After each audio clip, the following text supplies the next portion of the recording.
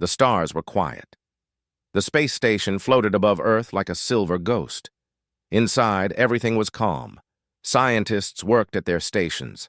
Lights blinked, machines hummed. But Commander Ryan felt something wrong.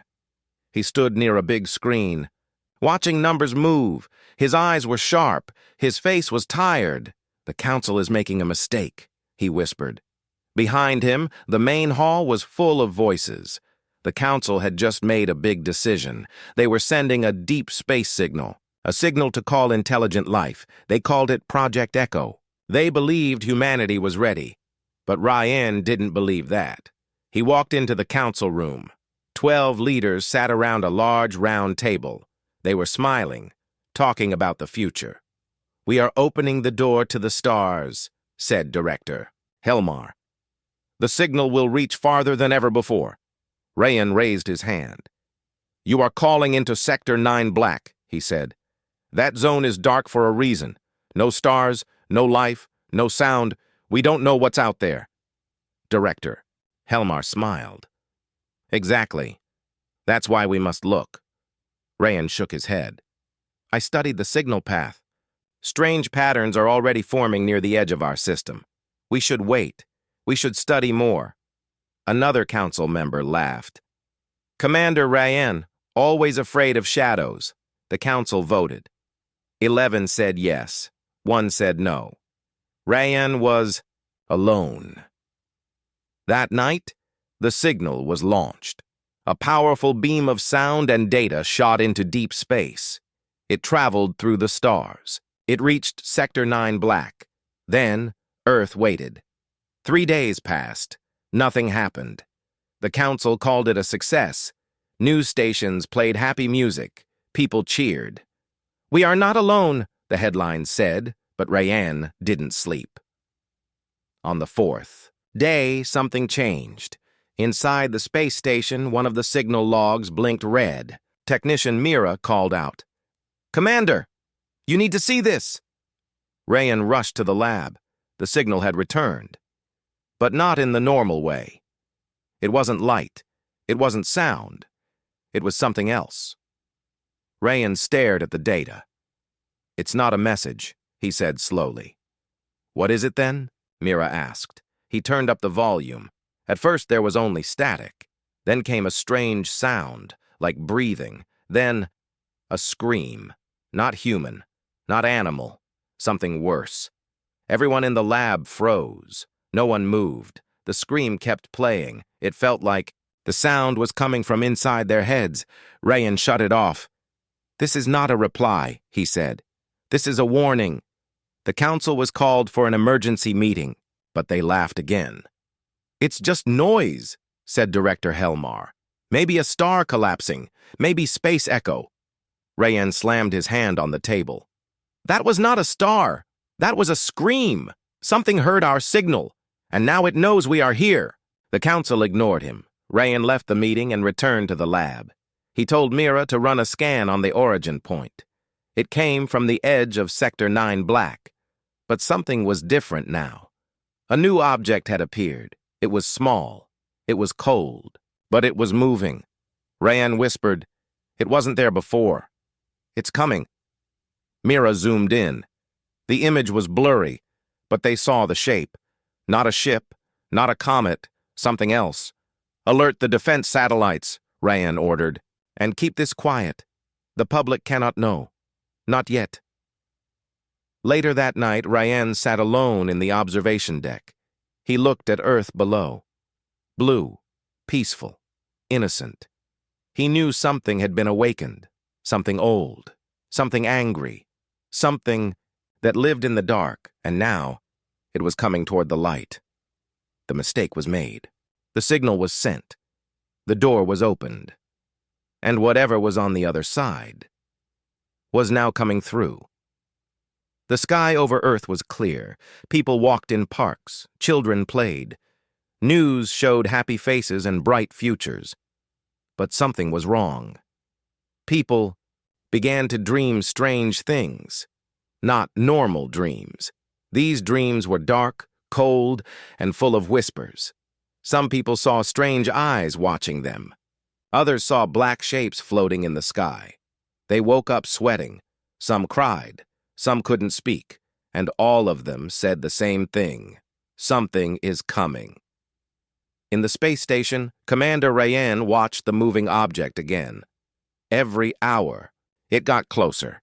It was fast. Too fast for a rock, too silent for a ship. Rayan called Mira. "How long until it reaches our system?" Mira checked.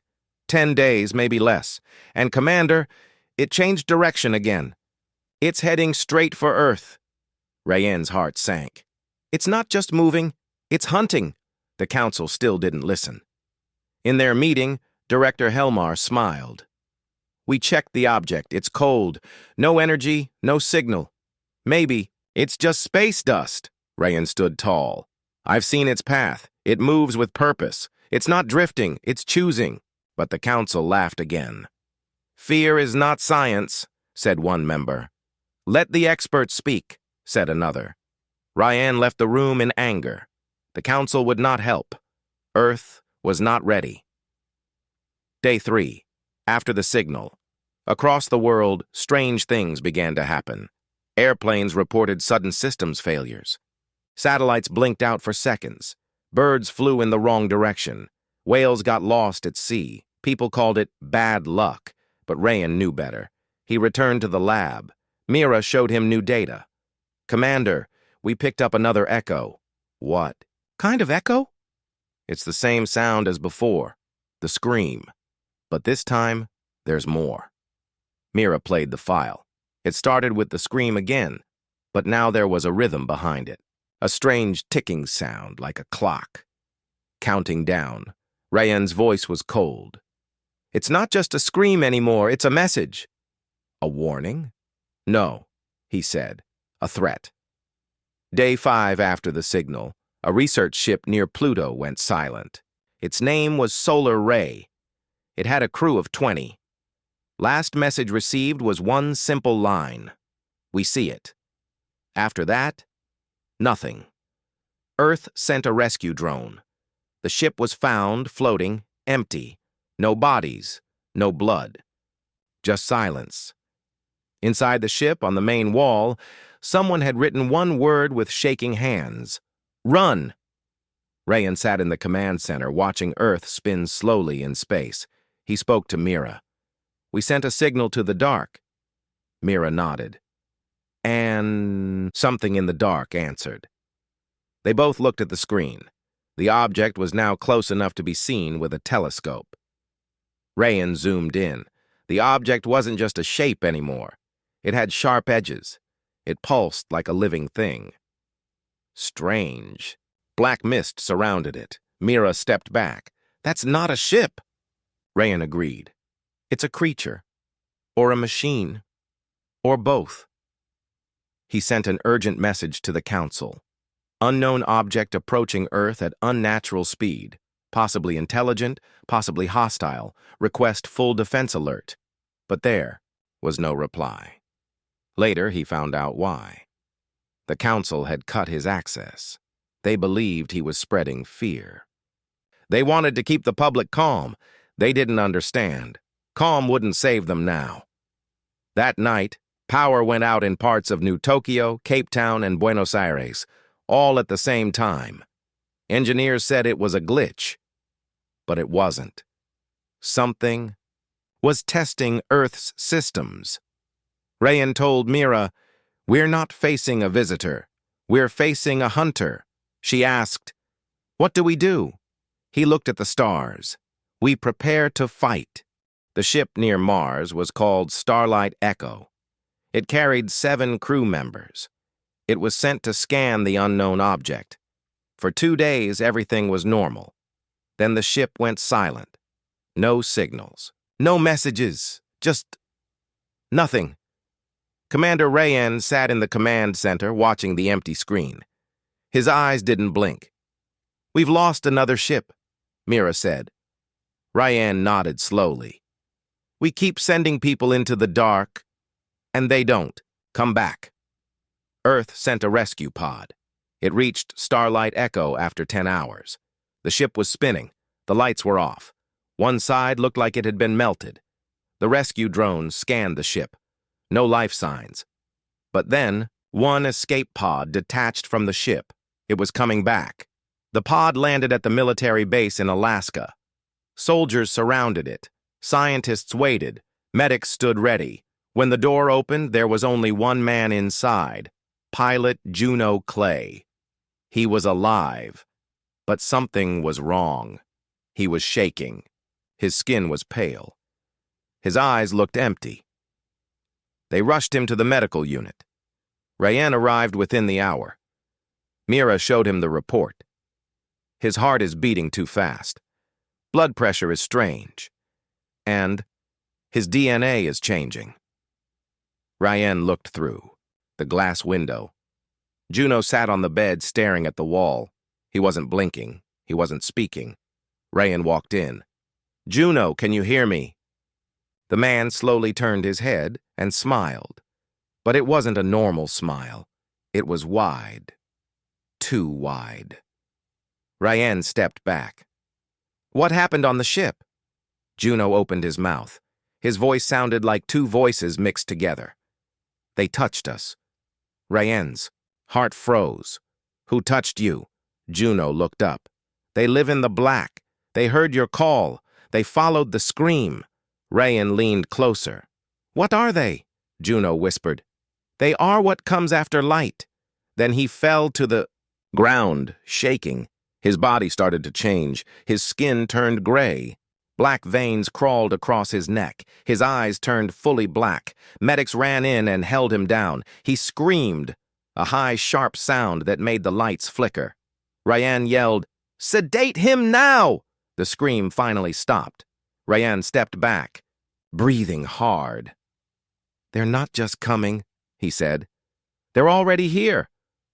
Mira ran into the lab with a sample from Juno's suit. "Look at this," she said. It was a black liquid, sticky, cold and alive. It moved on its own. Microscope scans showed tiny shapes inside, not cells, something else. "They're like machines." "But alive," Mira whispered. Rayen watched the liquid pulse. "It's a seed." "A seed?" He nodded. "They send it ahead. It infects. It learns. It grows." Suddenly, the lights in the lab blinked. The black liquid jumped inside the glass tube.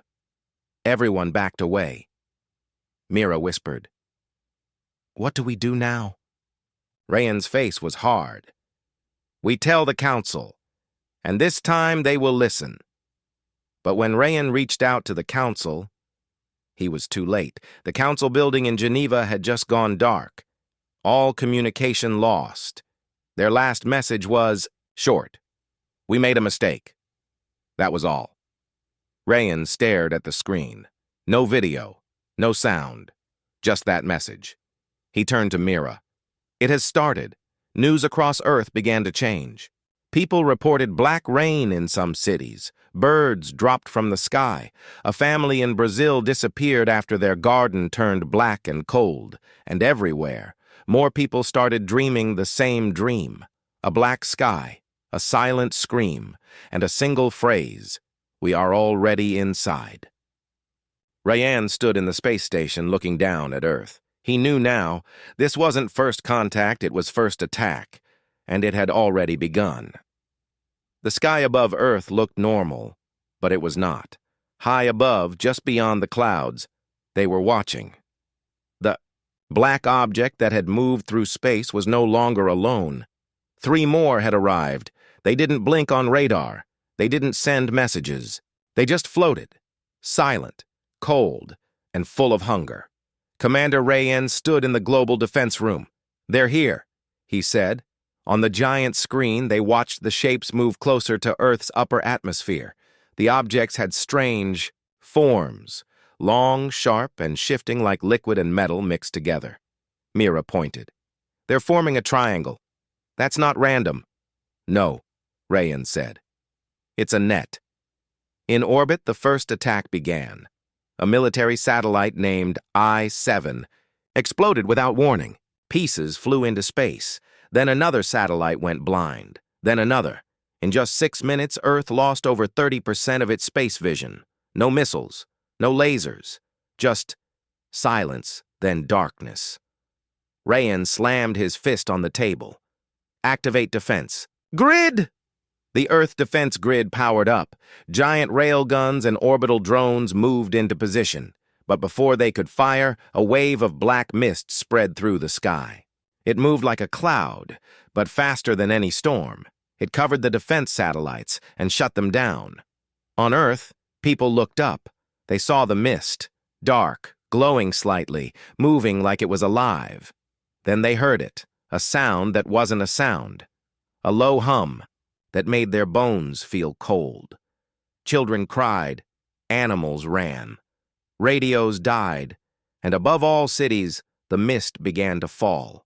In New York, planes dropped from the sky. In Cairo, power failed across the whole city. In Tokyo, people screamed as the mist reached the ground and began to change. It touched buildings and left black marks.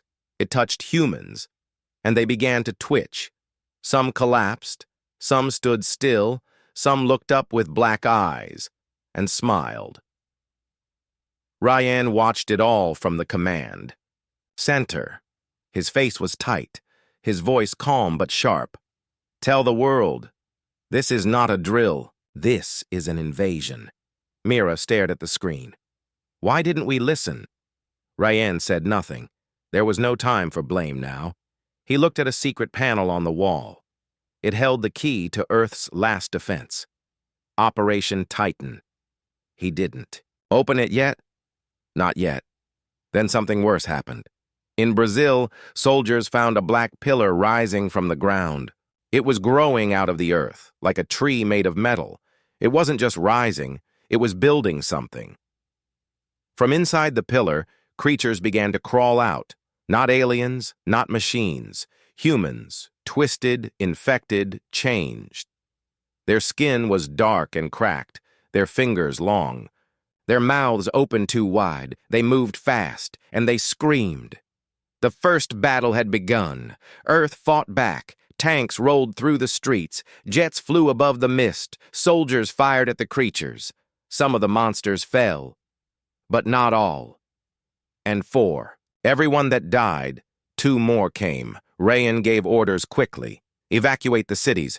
Move people underground. Do not touch the mist. Mira asked, what if it's too late? Rayan looked at the screen. Half of Europe was already dark. He whispered, then we fight in the dark. In one corner of the control room, a screen flashed red. The unknown signal, the one they first received from deep space, was repeating again, but this time it was louder, clearer. It was speaking. Rayan turned up the volume.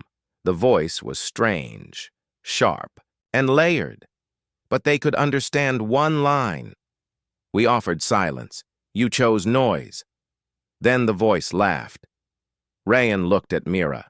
His voice was low. This was never about peace. Mira said, they didn't come to talk? Rayan nodded. They came to end us. The black mist had spread across the planet. It covered cities, forests, oceans. The skies were darker now, even during the day. But the worst change wasn't in the sky. It was inside the people. Commander Rayan stood in the underground base in Iceland. The space station above Earth had been abandoned.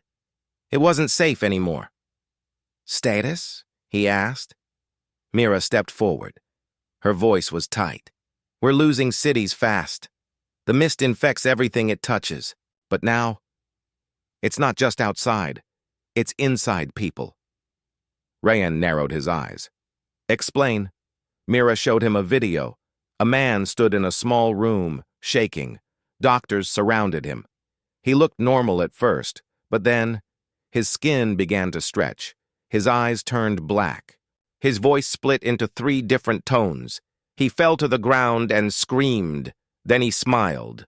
We are becoming. More cases followed. A woman in Paris went silent for 3 hours, then attacked her family. Her blood was thick and dark. A boy. In Canada started speaking in a language no one had ever heard, but it matched the unknown alien signal. A group of miners in South Africa disappeared. When soldiers found them, they were digging, not for gold, but for something black and alive underground. Mira read from her tablet. It's not just infection, it's mutation. People are changing, their bodies, their minds. Rayan asked. Are we still human? Mira didn't answer. In secret labs, scientists tried to fight back. They studied the black mist, the infected, the signals. One scientist, Dr. Hino, made a breakthrough. He found a pattern inside the alien DNA, a strange code, a message. Rayan sat beside him. What does it say? He asked. Dr. Hino looked scared. It says, humanity is a shell. We are the new core. Rayan's voice became hard. They're not just attacking us. They want to become us. Dr. Hino nodded. They're not destroying the human race, they're replacing it. In the outside world, the infected began to speak. They formed small groups. They didn't hide anymore. They walked the streets. They looked human, but they weren't. Their eyes were black. Their skin was pale, and their voices were one. Whenever they saw a camera, they said the same thing. Join the true form. Let go of weakness. We are what comes after. Rayan met with what was left of the Global Defense Council. Only 4 members were still alive. This is no longer just a war, he said. It's a transformation. And it's spreading. Fast. One councilwoman, Major Lin, asked, Can we stop it? Rayan answered honestly. I don't know, but if we wait longer, there'll be nothing left to save. They all agreed. It was time to launch Operation Titan. Meanwhile, Mira discovered something terrifying. Inside the mist was a pulse, like a heartbeat, a rhythm that connected all infected minds. It's a hive, she said. They share one mind, one purpose, one master. Rayan asked, And where is the master? Mira looked at the map. The first object, the original one. It's not in space anymore. It has landed. Rayan leaned forward. Where?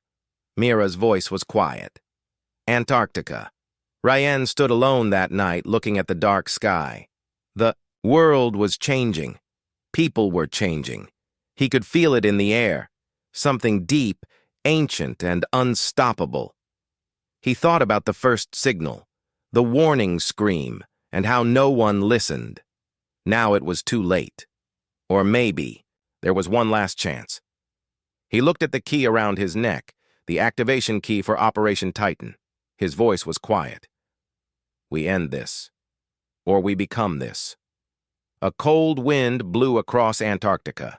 The ice cracked under heavy boots. Snow fell like ash from a dead sky. Commander Rayan stood at the front of Earth's final mission. Behind him were soldiers, scientists, and machines. In front of him, nothing but white ice, and the heart of the nightmare. Mira stepped beside, him holding her scanner. It's here, she said. Below us, 2 kilometers down. They had tracked the first object, the original black ship. It had landed weeks ago and dug deep beneath the ice. Now it was growing something, a hive, a brain, the source. The team set up a base camp, tents, towers, weapons. Then the drilling began. It took 6 hours to break through the first ice layer. At hour 7, the drill stopped working. A strange vibration came from below. Then the ice cracked, and something spoke through the wind, not in words, but in thoughts. Everyone heard it inside their heads. You are too late. We are already inside you. Some soldiers dropped their weapons and screamed. Others froze. Rayan stayed calm. He shouted, Hold the line! Don't listen to it! But the voice returned, louder this time. You call this a world, we call it food. Suddenly, from the crack in the ice they came, black shapes, fast and quiet, crawling, flying, shifting. They weren't like before. These were stronger, bigger, smarter. They attacked the front line. Guns fired. Flames lit the ice. The battle had begun. Rayan fought beside his team. He fired his rifle at a twisted creature with 6 arms and no face. The monster screamed as it burned. Mira activated an EMP grenade. It exploded in white light. 3 infected humans collapsed, twitching. But for every creature that died, another took its place. And then, the ground shook. A giant hole opened in the ice. From the darkness below, the source appeared. It wasn't a ship. It wasn't a creature. It was both, a black tower with veins, eyes, and voices. It pulsed like a heart, and it spoke again. We were once like you, but we let go of fear. Now, become us. Rayan didn't wait. He turned to Mira. Ready the Titan. She nodded and opened a metal case. Inside was the Titan core, a compact bomb powered by anti-dark matter. Earth's final weapon. It could destroy the source, but it had to be placed inside the hive. Rayan looked around. The battle was chaos. Soldiers were falling. Creatures were surrounding them. There was no way in, unless... He made the choice. He took the Titan core from Mira's hands. She froze. Rayan, no. We go together. He shook his head. You need to lead what's left. I'll finish this. Mira's eyes filled with tears, but she nodded. For Earth. Rayan smiled. For the humans they didn't understand. Then he ran toward the hole. Down he went, deep into the dark. The walls were alive, breathing. Black slime covered everything. Strange lights moved through the flesh-like walls. Rayan could hear the voices of the infected. He saw faces in the walls, screaming, whispering, smiling. At the center of the hive was the core brain, a glowing mass of black and red beating slowly. It spoke to him. You carry your own end. Drop it and live as more. Rayan stood firm. He placed the Titan core at the base of the hive. You made one mistake, he said. You thought humans only run. He activated the timer. 60 seconds.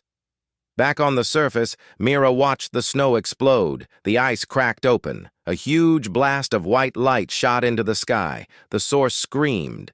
Then, silence. The hive was gone. The mist vanished. The black sky cleared for the first time in weeks.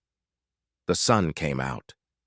Mira stood alone on the ice, wind blowing through her hair. She whispered, He did it. All around her, soldiers dropped to their knees. They had survived, but at a cost. The battle was over. The black mist had vanished. The skies were clear. The creatures were gone. But Earth was quiet. Too quiet. Cities stood empty. Roads were cracked. Lights no longer worked. Only a few humans were left. Maybe a few thousand across the planet. Mira stood at the top of a hill, looking down at the ruins of what used to be a great city. Her voice was low. We survived. But at what cost? She still remembered Commander Rayan's last words. You thought humans only run. He had destroyed the alien source. He had saved the world, but he was gone, or so they believed. Weeks passed. The survivors began to gather. In bunkers. In forests, in hidden places. They formed small groups. They helped each other. They started rebuilding. No internet, no satellites, no governments. But life. Mira became one of the leaders. People trusted her. She had fought. She had lost. But she never gave up. One night, she stood by a campfire staring at the stars. A child came to her and asked, Will the monsters come back? Mira looked up at the dark sky. No, she said. We ended them. But deep inside, she wasn't sure. In the ruins of Antarctica, something moved under the ice. It was small, weak, but alive. A hand broke through the snow. A figure, crawled out, coughing, covered in frost. It was Ryan. He was alive, but something was different. His eyes were darker. His heart beat slower. He touched the snow and whispered, "I stopped them." He looked at his hand. The skin was changing. Not like the others. Not fully human. Not fully alien. He was in between. Rayan walked for days. He didn't feel cold. He didn't feel pain. He heard whispers in his head, but they weren't trying to control him. They were quiet now, like they were listening. Back at Mira's camp, an alert sounded. A drone, one of the last working scouts, had spotted something. Figure walking alone, heading toward them. Mira looked at the blurry image on the screen. She froze. It can't be. She ran out of the camp, heart racing. She found him by the river. Ryan stood still, watching the water. Mira gasped. "You're alive?" He turned slowly. "I think so," he said softly. She ran to him, hugged him tight. But she felt the difference. His body was colder. His eyes, not fully human. "What happened to you?" she asked. Ryan looked at the sky. "When I placed the Titan core, something entered me. Not pain, not fear. A memory, a message." Mira stepped back. "You're one of them?" "No," he said. "But I understand them now." He looked at the people behind Mira. Children, old men, survivors. "They didn't want to kill us," he said. "They wanted to change us, to make us like them. But they didn't understand something." "What?" Mira asked. Rayan smiled. "What it means to be human. We are not perfect. We are not united. But we fight for each other. We protect hope." He touched his chest. "That's what saved me." In the weeks that followed, Rayan helped rebuild. He never got tired. He could sense danger before it came. He could speak to old machines with his thoughts.